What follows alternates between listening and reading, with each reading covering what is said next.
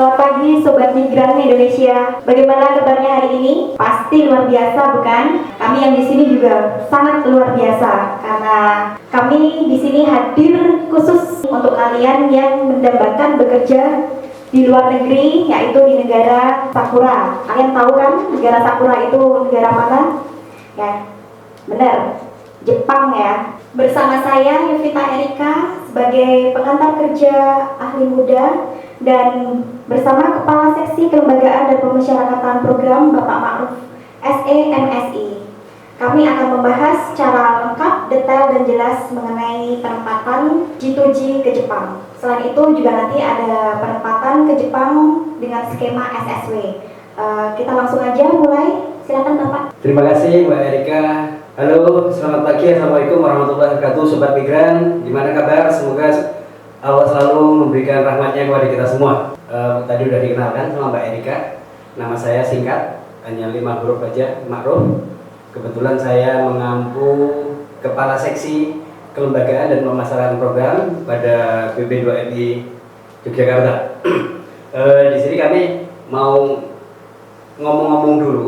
Kenapa kok ada G2G, ada SSW?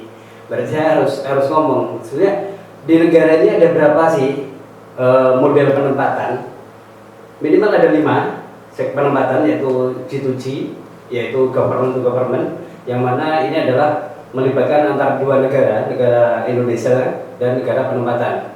Yang kedua G2P, yaitu antara negara dengan private, dengan perusahaan yang ada di negara penempatan. Yang ketiga P2P, private to private, yang biasa kita kenal dengan dulu PJTKI, menempatkan ke agensi yang ada di negara penempatan. Selanjutnya ITCI, atau penempatan pada perusahaan kita yang punya cabang di sana, itu menempatkan TKI-nya ke sana. Yang selanjutnya adalah penempatan mandiri.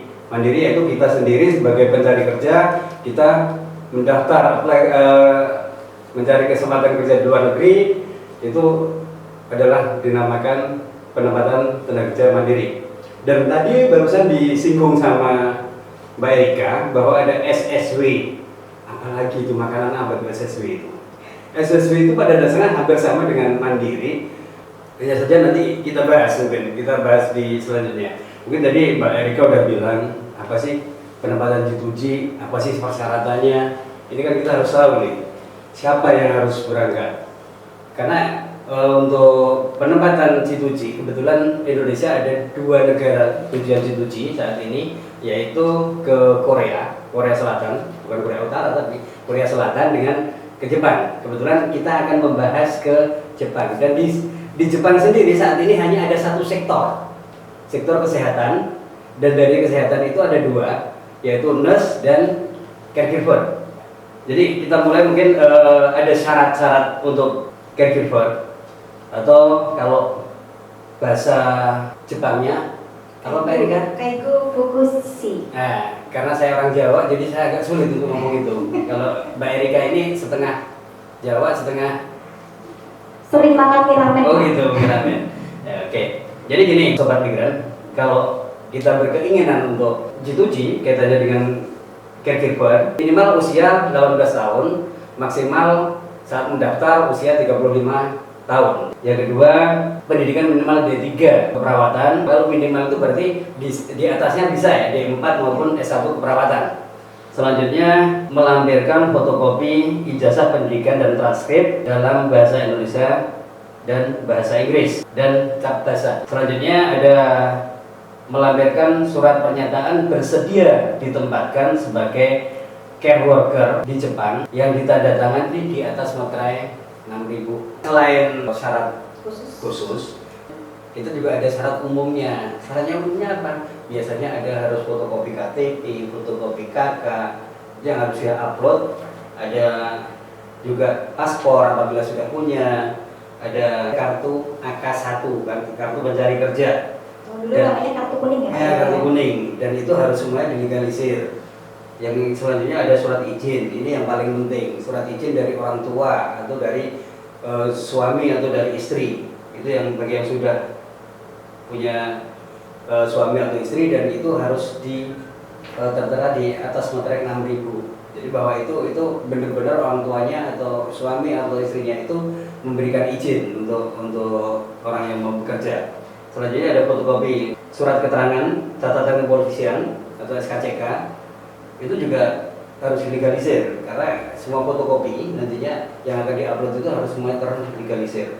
Ada keterangan sehat dari dokter itu juga dilegalisir, dan masih banyak banget sebenarnya untuk syarat-syarat umumnya. Sedangkan yang untuk calon BMI nurse, bahasa Jepangnya apa? Kangoshi. Itu hampir sama sebenarnya persyaratannya. Usia juga minimal 18 tahun, maksimal 35 tahun pada saat mendaftar. Yang kedua minimal D3 keperawatan. Selanjutnya melampirkan fotokopi ijazah sama dengan tadi. Kalau di nurse berarti dia harus ada penambahan pengalaman bekerja minimal 2 tahun. Ada perbedaan antara care worker dengan nurse itu di pengalaman bekerja selama 2 tahun terhitung mulai tanggal terbitnya STR. Nah, ini STR itu surat tanda registrasi dari Majelis Tenaga Kesehatan Indonesia, Kementerian Kesehatan, dalam bahasa Indonesia dan bahasa Inggris sama, harus dilegalisir, dan cap basah. Selanjutnya melampirkan surat keterangan pengalaman bekerja keperawatan selama sekurang-kurangnya minimal 2 tahun. Jadi itu persyaratan khusus bagi care worker maupun nurse. Berarti gini Pak, kalau misalnya belum punya surat keterangan pengalaman kerja, berarti dia masuknya ke care worker aja gitu ya? Ya. Jadi kalau kita belum punya, kita udah D3, D4, S1, tapi kita belum ada pengalaman bekerja, berarti kita bisa masuknya ke care worker. Enaknya di jitu-jitu di mana? Kita sebenarnya persyaratan khusus ke Jepang itu minimal memang harus punya pengalaman bahasa itu N4. Tapi enaknya di G2G nanti akan ada pelatihan dua kali pelatihan, yaitu kalau udah diterima di Indonesia itu selama 6 bulan di Indonesia untuk belajar bahasa Jepang. Tujuannya apa? Ke Jepang kok belajar sampai 6 bulan? Bahasa Jepang itu bicara bahasa Jawa. Bahasa Jawa mungkin kita lahir karena kita di Jawa, kita lahir ceprot, wong tua ngomong bahasa Jawa. Jadi kita agak ada kemudahan. Tapi kalau bahasa Jepang, walaupun sama akhirannya OO, ya kan? Kalau Jepang itu kan kayaknya sih kalau kita lihat TV yang kan terakhir kayaknya pakai bahasa Jawa ya, pakai O yang terakhir kan. Ohayo. Nah, kayak gitu-gitulah. Makanya ini agak sulit. Makanya 6 bulan itu diharapkan selama 6 bulan pelatihan itu nanti akan bisa minimal mendapatkan sertifikat N4. Itu yang diharapkan. Nah, setelah sampai ke Jepang, nanti pun tidak langsung bekerja, harus berlatih bahasa lagi selama 6 bulan di sana. Minimal untuk berkomunikasi, bukan hanya ngomong, tapi kita tahu tata krama, kita tahu bahasanya, kita bisa nulis, berarti minimal N3. Itu yang diharapkan pihak Jepang. Karena apa? Yang namanya melayani orang tua itu gimana, itu nanti akan diajarin kalau kita sudah belajar di Jepang. Ada fotokopi sertifikat kemampuan bahasa minimal N5, dan itu dilegalisir, cap basah, dan dikeluarkan oleh LPK. Kebetulan kalau memang teman-teman ingin bekerja ke Jepang, mulai sekarang kita harus belajar untuk mendapatkan N5 minimal, biar mempermudah nanti apabila ada pelatihan, kalau udah diterima, ada pelatihan di Jakarta dengan bahasa, bisa benar-benar selama 3 bulan, 6 bulan itu bisa mendapatkan sertifikat N4 itu. Kalau sudah dapat itu berarti siap untuk berangkat ke Jepang. Selanjutnya ada paspor foto berwarna dengan latar belakang putih menghadap ke depan. Ada bagi wanita tidak pernah bertato, bukan hanya bagi wanita sebenarnya, bagi wanita maupun pria itu tidak pernah bertato, hanya saja kalau perempuan boleh bertindik, kalau laki-laki nggak boleh bertindik. Jadi ada bedanya, makanya kalau perempuan nggak dilarang nggak bertindik sebenarnya, tapi kalau laki-laki dilarang untuk bertindik, ada bedanya gitu kan. Yang selanjutnya, bagi CPNI yang dinyatakan lulus dan mengundurkan diri, maka dia tidak akan bisa masuk mengikuti program G2G minimal 2 tahun. Jadi kita sekarang udah daftar, kita dinyatakan lulus, dan kita mengundurkan diri karena suatu hal, itu kita di blacklist selama 2 tahun nggak boleh mengikuti kegiatan G2G lagi. Yang selanjutnya membuat surat pernyataan tidak akan menuntut ganti rugi apabila dalam proses penempatan ditemukan kasus yang diakibatkan oleh calon PMI sehingga calon PMI dikeluarkan dari tempat pelatihan yang ditandatangani di atas materai. Jadi kita saat pelatihan di Indonesia ternyata kita berkasus. Karena kasus ini melanggar aturan atau apa, itu kita dikeluarkan dari pelatihan itu. Kita nggak bisa menuntut apapun karena itu sudah aturan. Kita buat surat pernyataan untuk itu. Itu Mbak Erika. Penting banget itu ya Pak ya, soalnya care worker, nurse itu langsung berhubungan dengan pasien ya, dengan orangnya gitu. Jadi kita harus benar-benar menguasai bahasanya. Kalau untuk cara pendaftarannya gimana itu Pak? Setelah semuanya persyaratan lengkap, kemudian kegiatan G2G itu ada 2 kali, minimal sekali dalam setahun.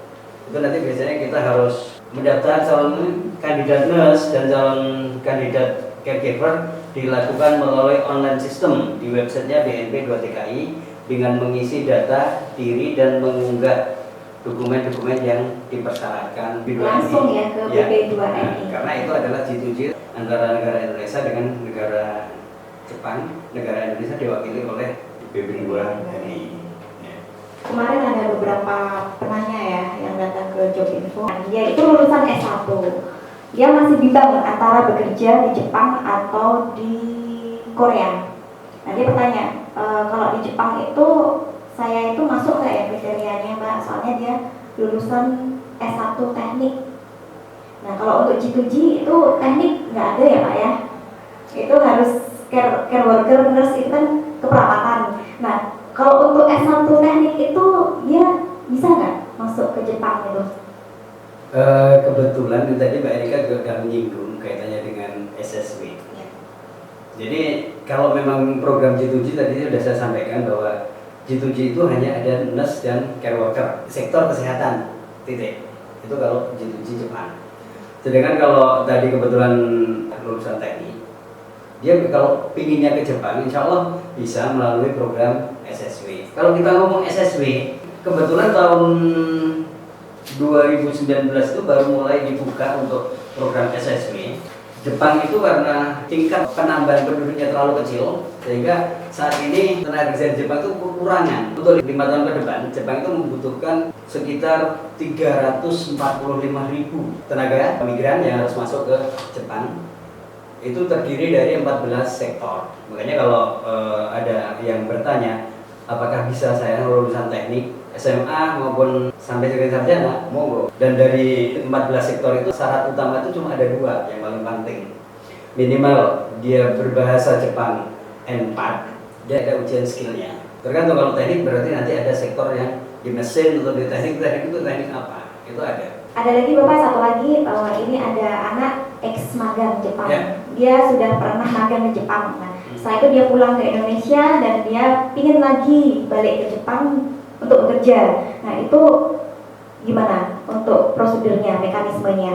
Dia sebenarnya pengen kembali lagi ke perusahaan itu. Berarti itu bukan newcomer ya Pak ya? Itu sebagai ex magang. Lebih gampang kalau kita ex magang ya berarti bahasanya sudah. Terus tinggal aja kita menghubungi AO atau AO itu apa sih kata? Accepting organization. Itu perusahaannya ya Pak ya? Yang untuk mewakili Jepang di Indonesia itu bisa. Jadi ada prosesnya, pekerja melakukan registrasi di IPKOL. IPKOL adalah IPK, Informasi Pasar Kerja Online. Naker ya, Naker yang punya, dan kita bisa buka situsnya di ayokitakerja.kemnaker.go.id dan mencari lowongan yang sesuai. Kalau Anda sudah mendapat gambaran, dapat mengupload dokumen di IPKOL. Karena setiap orang pulang dari Jepang pasti dibawain apa ya kalau kita mencari surat pengalaman kerja, betul. Dari sana pasti akan itu kita upload di sana. Setelah itu baru informasi tentang pencaker dapat diakses oleh perusahaan. Jadi kalau udah upload berarti perusahaan itu akan mengakses Anda sesuai atau enggak. Apalagi kalau Anda udah nyari ke perusahaan yang Anda tuju yang kemarin dan catatan Anda itu bagus, itu akan langsung diakses oleh perusahaan penerimanya. Atau kalau lebih mudah lagi, mungkin yang ex magang itu sebelum dia pulang ke Indonesia, dia sudah berkomunikasi dengan perusahaannya ya Pak ya, supaya dia bisa masuk lagi ke perusahaan itu sebagai tenaga SSW. Bisa, karena sebenarnya SSW itu untuk siapa sih sebenarnya? SSW newcomers. Newcomers itu anak-anak yang baru lulus dan dia harus punya keahlian minimal N4. Yang kedua untuk anak-anak yang sekolah di sana pengen melanjutkan bekerja. Jadi gini, kaitan dengan magang yang sudah magang atau belajar di sana, mau bekerja ke luar negeri, mau bekerja di Jepang melanjutkan. Saya mungkin perlu saya sampaikan ya bahwa siapa sih kategori kandidat untuk bekerja di SSW itu sebenarnya? Yang pertama tadi saya sudah sampaikan newcomer, berarti orang yang memang betul-betul belum tahu masalah Jepang, tapi dia pengen, yang belum memiliki pengalaman magang ataupun apapun. Itu kayak mungkin anak yang baru lulus SMA, baru lulus kuliah atau lain sebagainya. Yang kedua, TNI yang memiliki pengalaman magang, tapi dia sudah di Indonesia. Dia bisa mendaftar dan berangkat bekerja ke Jepang. Jadi ada dua kan, yang pertama adalah anak yang memang belum tahu ke Jepang, belum pernah ke Jepang. Yang kedua, dia pernah magang ke Jepang, dia sudah pulang ke Indonesia. Yang ketiga, dia saat ini masih magang di Jepang, dia bisa lanjut untuk bekerja di Jepang, itu melalui SSW. Yang selanjutnya pelajar yang sudah di sana, dia ingin bekerja. Terus bagi yang sudah bekerja di sana, dia pulang, ya sama dengan magang tadi statusnya. Dia bisa bekerja tadinya G2G itu kan ada keuntungan, dia bisa mengikuti ujian bahasa sampai dengan N2. Apabila dia sampai lulus N2, dia bisa ngajak keluarganya untuk ke Jepang. Sedangkan kalau dia untuk care worker tadi, dia hanya punya 1 kali ujian, dan kalau dia nggak lulus, kontrak kerja habis, dia harus pulang. Sebelum dia pulang, kalau mau pulang dan dia mau ikut SSW boleh, tapi sektornya tetap harus sama, sektor kesehatan. Yang kedua, kalau sama juga yang dinas, dia udah ada kesempatan 3 kali untuk ujian bahasa Jepang untuk mendapatkan N2, dia nggak bisa, dia harus pulang. Dia bisa aja ikut NAS untuk di SSW-nya. Jadi itu yang kemudian di SSW itu siapapun bisa.